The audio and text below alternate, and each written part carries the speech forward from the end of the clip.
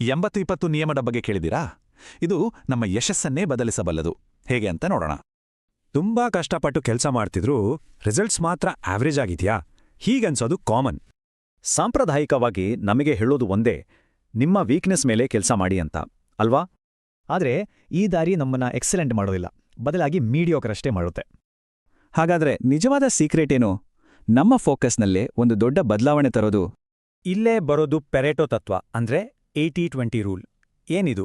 ಹೇಗೆ ಕೆಲಸ ಮಾಡುತ್ತೆ?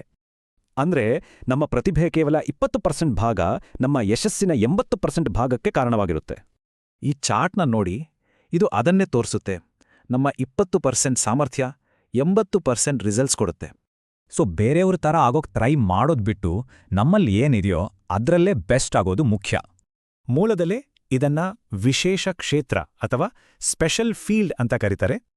ಸರಿ, ಹಾಗಾದ್ರೆ ನಮ್ಮ ಆ ವಿಶಿಷ್ಟ ಸಾಮರ್ಥ್ಯಗಳನ್ನ, ಆ ಸ್ಪೆಷಲ್ ಫೀಲ್ಡನ್ನ ಕಂಡಿಡಿಯೋದು ಹೇಗೆ? ನಮ್ಮ ಹಿಂದಿನ ಯಶಸ್ಸು, ಸಲೀಸಾಗಿ ಕಲಿಯೋ ವಿಷಯ, ಯಾವುದು ನಮಗೆ ಶಕ್ತಿ ಕೊಡತ್ತೆ, ಇದನ್ನೆಲ್ಲ ಗಮನಿಸಬೇಕು.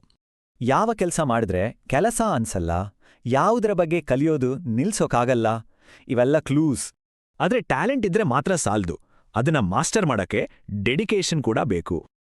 ಅದಕ್ಕಾಗಿ ಫೋಕಸ್ಡ್ ಪ್ರಾಕ್ಟೀಸ್, ಹೊಸ ಜ್ಞಾನ, ರಿಯಲ್ ಪ್ರಾಬ್ಲಮ್ ಸಾಲ್ವ್ ಮಾಡೋದು, ಇದೆಲ್ಲ ತುಂಬಾ ಮುಖ್ಯ. ವ್ಯತ್ಯಾಸ ನೋಡಿ.